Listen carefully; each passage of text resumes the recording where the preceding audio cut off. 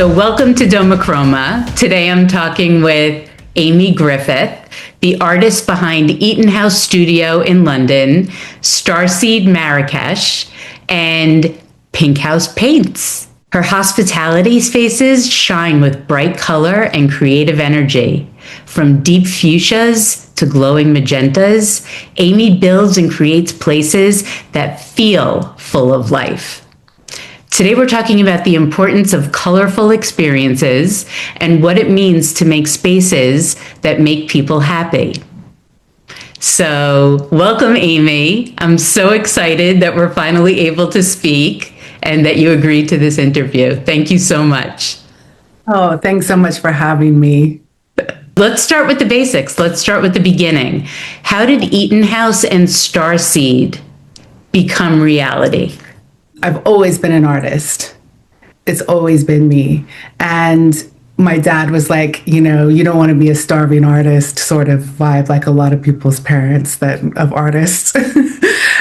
But I was really certain that I wouldn't be. And I loved fashion. So I was like, okay, I can take my creative ability and apply it to the fashion industry somehow. And so I got a really big break when I was in my early 20s, and I worked for Vivienne Westwood's son. So that was an incredible experience. And I learned so much from him about branding. And it was just an incredible opportunity. And I loved it so much. Wow. Sorry to interrupt, but wow. No, that's okay. That's okay. I mean, to be honest with you, I didn't really know much about Vivienne Westwood. I knew John Galliano and Alexander McQueen, and they went to the school that I had aspired to go to. And I knew a lot about American designers. And I mean, I'm sure that I saw Vivienne Westwood's work in magazines because I was always looking at magazines. And I even worked on a magazine rack. So I was constantly like when I was a teenager, I was constantly flipping through and taking inspiration and all of that. But I was not aspiring to anything to do with Vivienne Westwood. I really wanted to work for Gianni Versace. That was like the dream, and I was like, well, if I can just get to Europe, then I can maybe work for him. But he died the year that I was going to go to England. So that was like, wow, because I've always had, maybe it's naive, but I've always had like big aspirations that I feel like I can do, Yes. I mean, if you don't feel like you can do something, then how are you ever going to do it? So maybe back then it was possibly naive, but then it also led me to work for Vivienne Westwood's son, who was an amazing guy within his own right. And if I didn't have those aspirations, I might not think that I could do that. So it's kind of the same thing with the house. So fast forward a few years, and what I realized was, because I always thought that I wanted to be a fashion designer. And then when I got to see what a fashion designer actually does, I was like, actually, I don't think that's enough for me. Like, I don't want to just do that. I want to be more like brand director of photo shoots, like all of that, creative director so that I could do many different things. And so I did a lot of that in between leaving Agent Provocateur, which was the company that I worked for, and then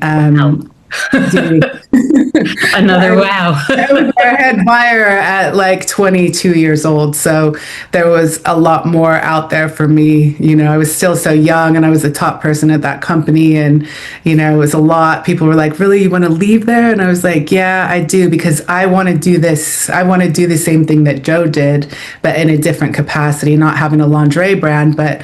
Everything that he was doing in terms of his role, I was like really attracted to that, and I wanted to do that. And I thought, yeah, I could do this.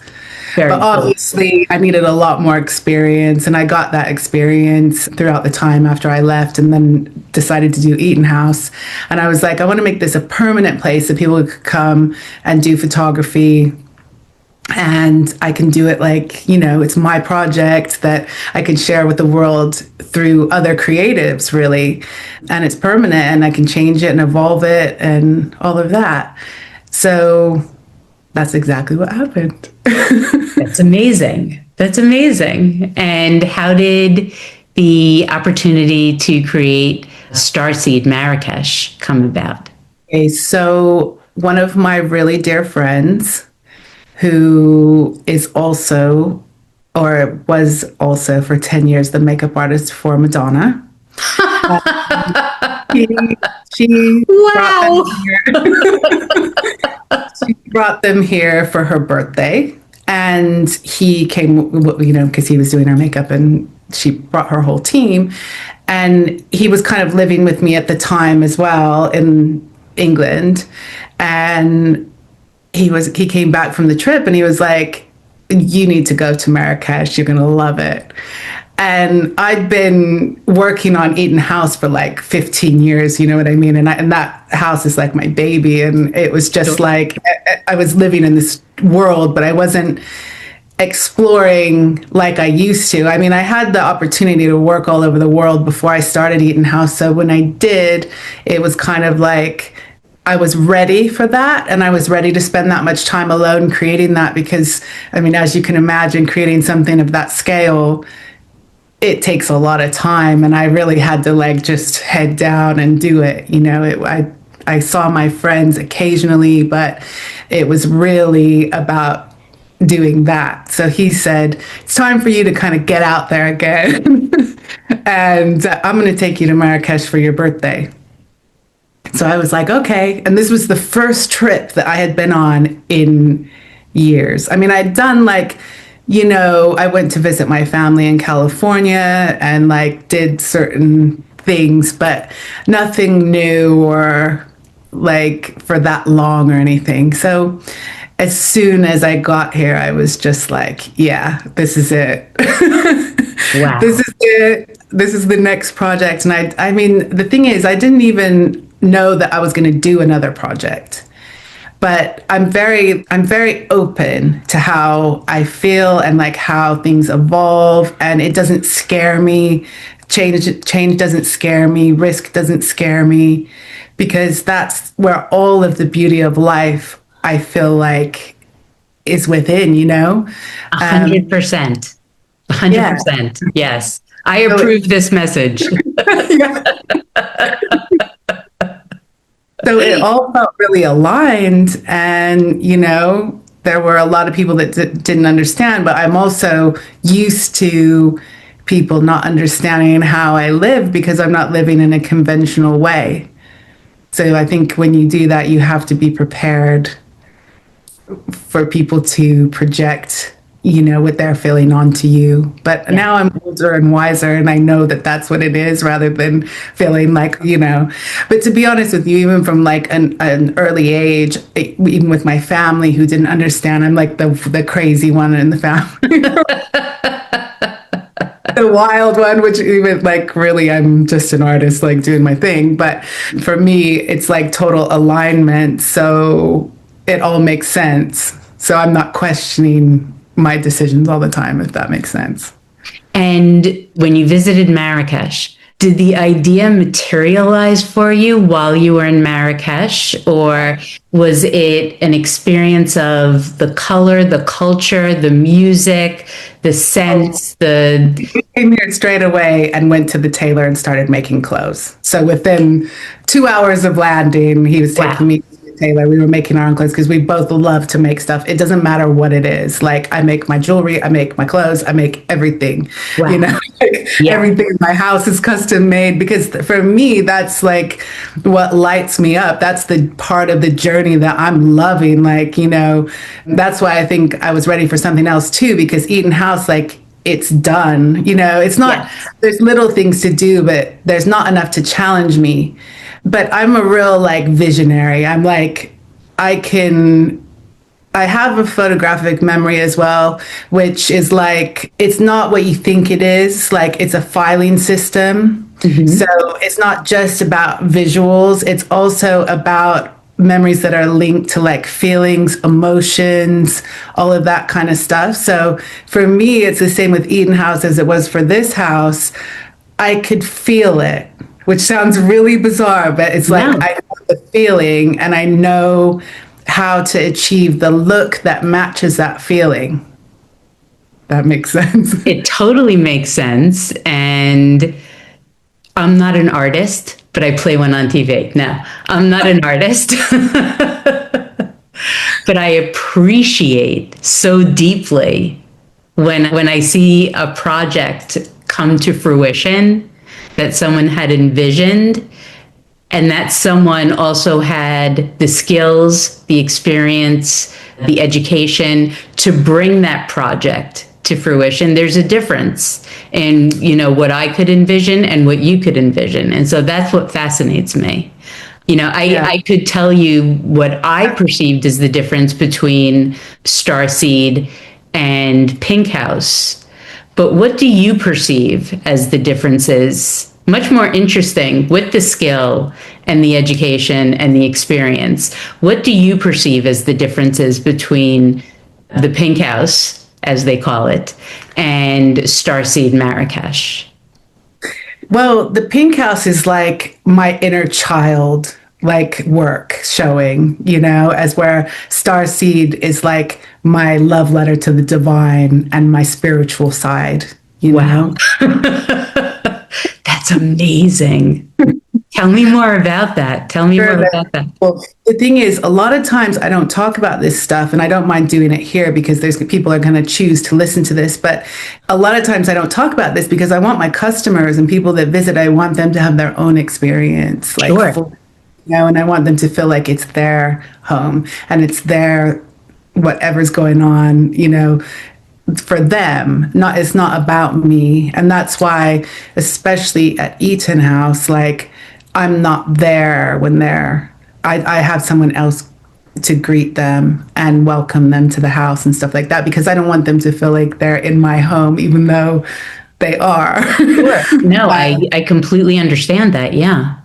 So I don't want them to kind of know the ins and outs of my inner work when they're like celebrating their birthday, But for me, I think it probably took me a long time to understand that as well. But because doing that house also, it really I grew so much as a person through that time.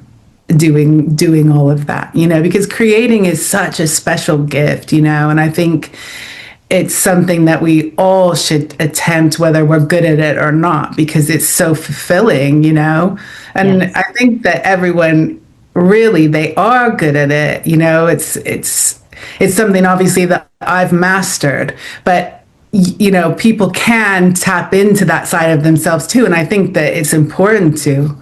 It's very healing, and you kind of get outside of yourself and you're doing something and it's good for you, and I had so much of that it just made me very grounded and aligned with who I am, Yes, absolutely.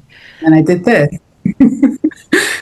So I just wanted to remark, one of the things that I love about the room behind you is the blue and the pink. That is the most, I love pink so much, but it begins, if there's no blue, it leans towards red to me. And if there's a touch of the blue, it is so, I don't know how to explain it. It's so much more to me. There's so much more depth to the pink when there's just a tiny hint of blue. And that's just my own preference. To a certain extent, I do like bluey pinks, but I also really like neon pink that's mixed with whites to make it less pink, less neon, but you still kind of keep it's like a neon baby pink. Mm-hmm. I love that. I use like that. a neon cotton candy. Yeah, my sock is that. And I just love it. It's like a big pink hug, Yes. So how long did it take you to finish the project in Marrakech? About 5 years. That's dedication and commitment. Yeah. And when you first envisioned Starseed, was it what it is now? Yes. So you envisioned the end, and it became pretty much exactly what you had envisioned. Were there any changes or any different directions?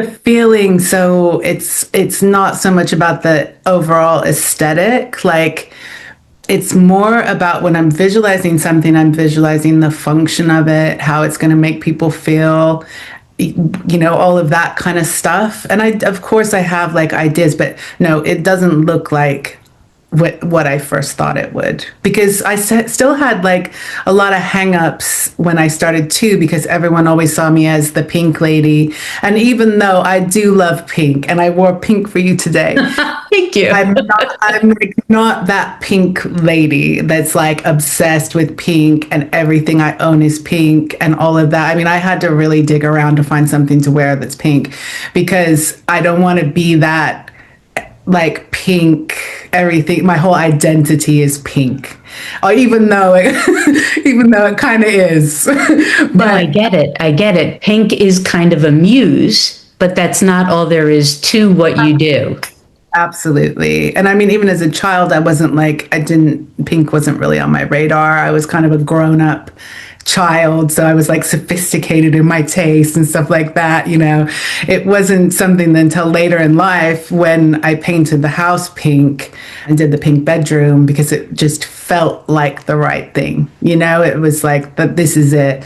And even Eaton House, at first I painted it blue. Like, I started painting it like a light blue. I still have the original design. It was going to be blue with like a very light blue with pink trim, and white was going to be in there and stuff like that. And I started it and I was just like, this just isn't it. So I went round to the back of the house and I experimented with some colors, and pink was one of them. And I painted it. I was like, yeah, this is it. And so I'm not afraid to change my mind about stuff. Like, even if a lot of work has gone into it, if it's not really working, it's okay. It's off the table and we're moving on, and that's it. It's good to try things so you know what you don't like just as much as it is to, hit it every single time. But that's another thing I have to constantly remind myself of too, is like, you're not always going to get it right. But there's value to the experience of not getting it right. Absolutely. Yeah. And that's why it's like, I love the phrase, like, you win or you learn, because that is it. That's exactly it. There is no like, oh, that wasn't right. Or, it's like, okay, that wasn't it. But yeah, I love that. In creating these experiences, what do you want people to remember most about how they feel in the environment that you've put together? I don't want to put my own feelings on how I want people to feel, because everyone's going to be different.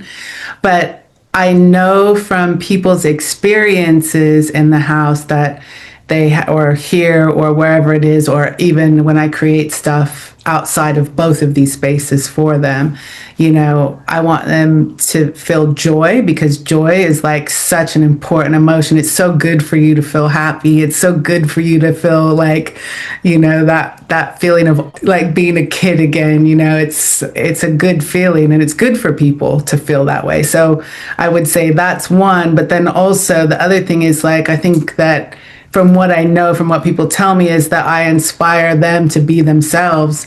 And, there's no better compliment than that, because, Yes. that's what we're all hoping to do, is to be ourselves. And I would say be accepted. I mean, we know that that's a human need, to be accepted, but I think that it's important to be accepted by yourself more than anyone else, And if everyone can get there, then that's the holy grail, Absolutely, 100%. And I think when people are telling you that they're inspired by what you've created, I think by modeling that this can be achieved, not only have you taught them to pay attention to their color eye, but when you walk into a place or a restaurant or a hotel or a home, what catches your eye. And inevitably for me, that's bright, bold color. That's screaming at you. That I know immediately when I walk into anywhere exactly what's going to draw me in. It makes it very easy for me in life. But I think you're also giving permission to listen to that inner instinct and agree with it and do something about it. Yes. Yes. Yeah. So have you ever spoken to someone who has experienced the Pink House or working with Pink House paints, or someone who's seen or experienced Marrakech? Has anyone ever told you about something that they've gone on to do after? Yeah. So tell me. People have changed like their entire career after visiting my house. Tell me.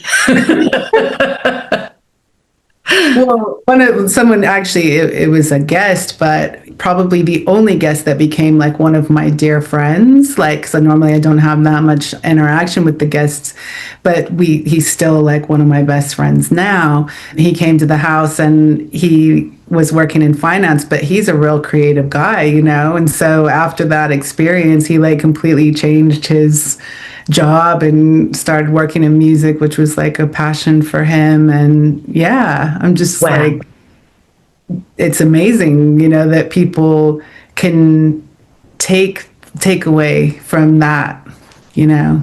And I'm glad that I have had, if I've had any part in any of that stuff, it's amazing that something that I love doing has done that for people, you know. Amazing. Yes. That's what I aspire to. I don't feel like me though. Like I just feel like it's a higher power and I am the vessel through that. It's not like I think it's me. It's like it's all part of it. And I feel like we're all connected as well. So it's just my purpose, my place in this world. And I'm grateful that I am that person, you know? Oh, this is an interesting question. How do you know when your project is finished? Or is it ever finished? Some things, yes. Like for me, this room is finished. And this is like, I would say for me, this is a legacy room. This could be here in 1,000 years. Yes. Unchanged. Yeah. So yes, this room is finished.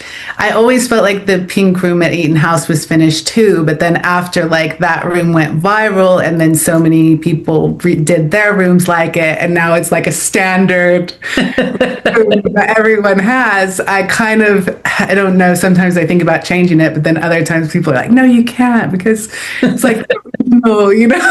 And I'm like, okay, so it's done. But when people ask me about Starseed, because obviously what I did was I had to draw like a line, because for me, I don't, you know, people probably don't see how much work it is. Like it's tons of physical work.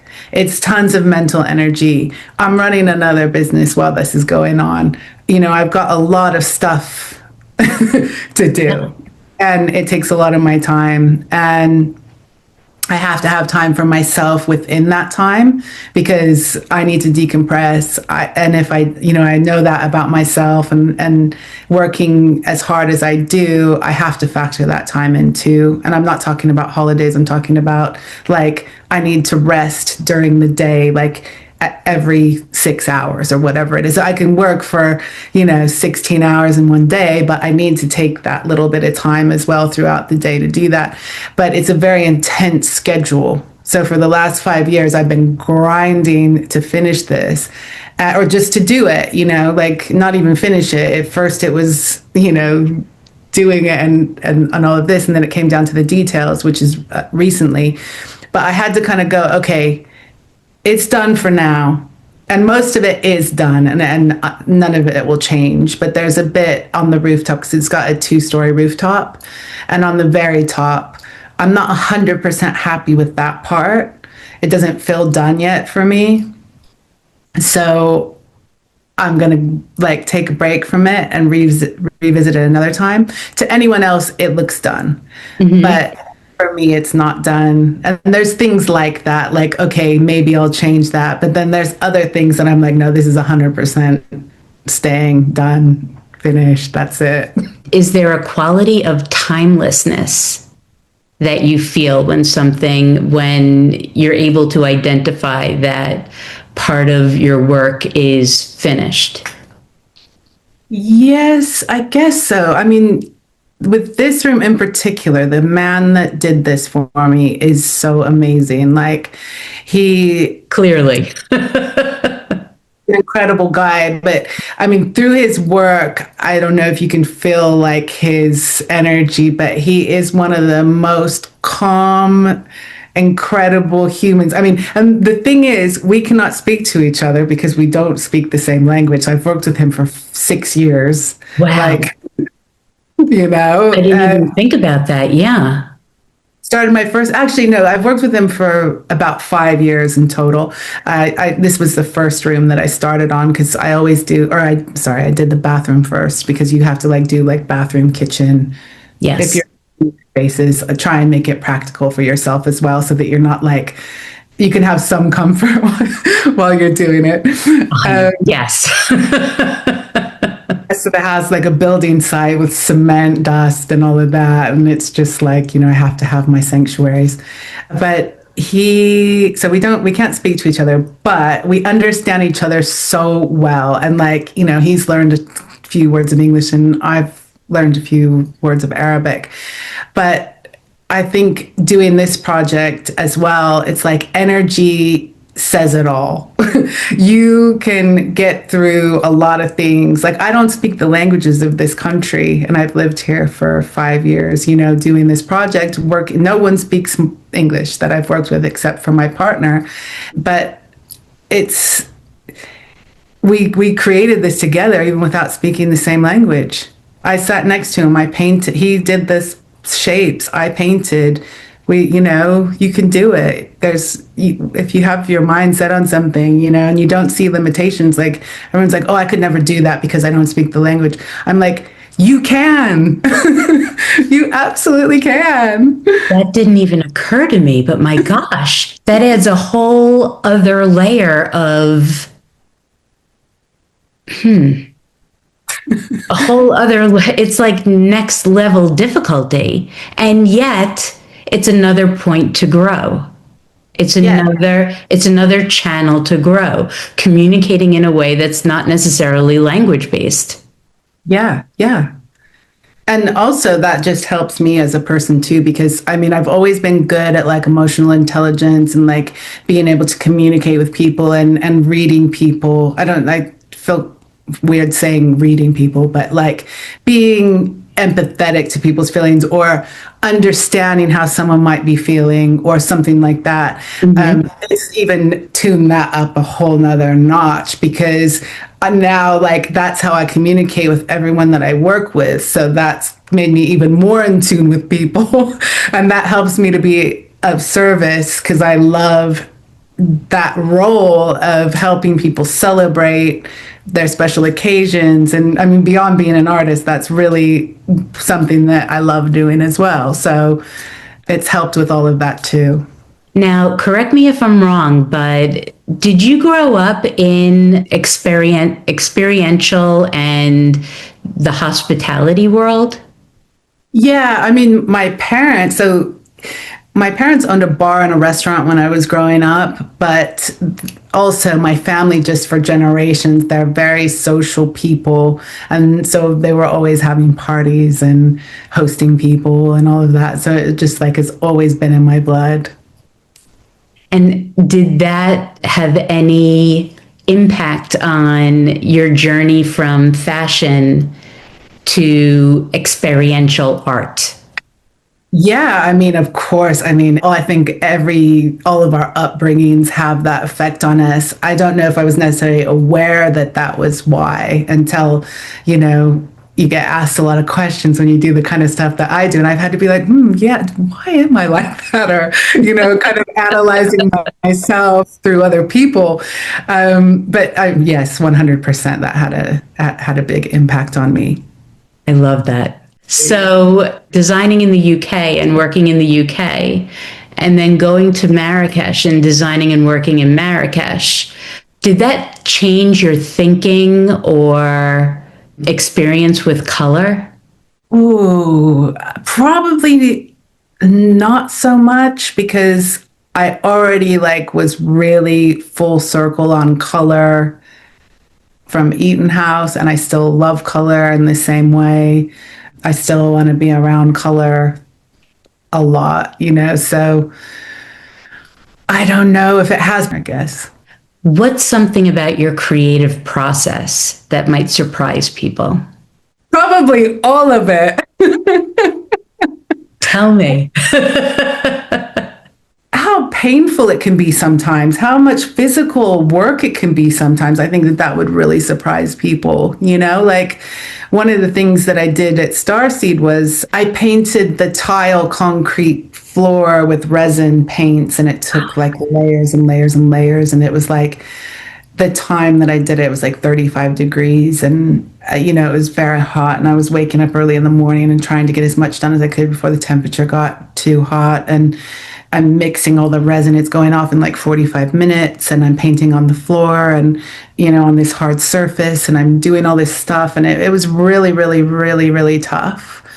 But I mean, I don't know if you want to know how I get through these moments, because really, I wanted to give up. Sure. And also, I'd never painted anything before. Other than like one color, like I'm not very good at like painting landscapes or drawing or like that kind of stuff. I'm better at like putting stuff together. Like whether it be like making jewelry, doing colors, branding, knowing like leading designers and knowing how to help them in their process and things like that. So the fact that I attempted to paint this galaxy on the floor in this weather with this paint, that was like, why did I do it to myself? But at the same time, I was just like, I had a vision for it, and I knew what I wanted to a certain extent. So I was just like, I'm just going to go for it. But it was tough. But I love listening to, I don't know if you know Louise Hay or not. No. But she's a spiritual teacher. She died at like 92 years old, like about 5 years ago or something like that. But I've actually been listening to her since I was a kid, because my mom listened to her, and it's something that like stuck with me, even though my mom probably like listened to it like once or twice and like never. It was like, I even have a bracelet like with her name on it, because she is just the most amazing teacher. And she was one of the first people that kind of talked about that, mind over matter, Tell me about the creation of the Pink House paints.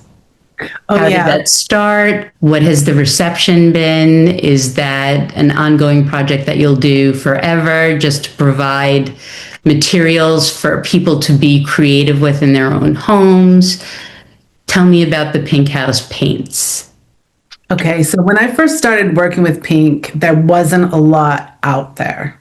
Because remember, we're talking 17 years ago. And the only kind of stuff that was out there was like children's stuff.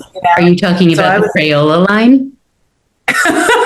We don't have that today, but I was like, I was trying to like find any pink paint that I could, and like there wasn't really a huge amount of options. But then when I started creating it, I later found out why.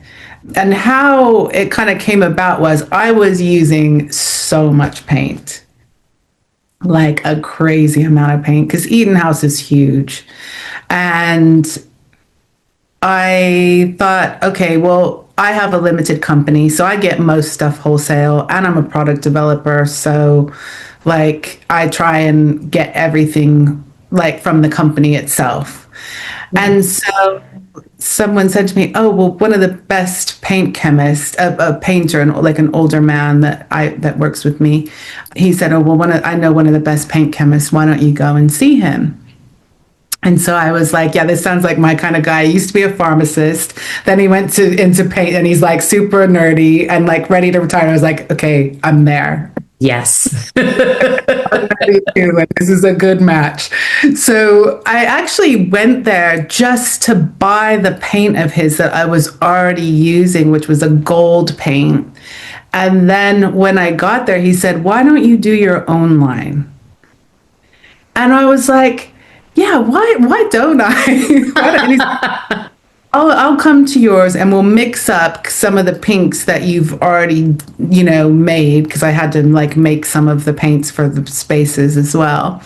And then he was telling me all about pink, why it's so hard because, first of all, it fades in the sun more than any other color, which I've definitely proved here.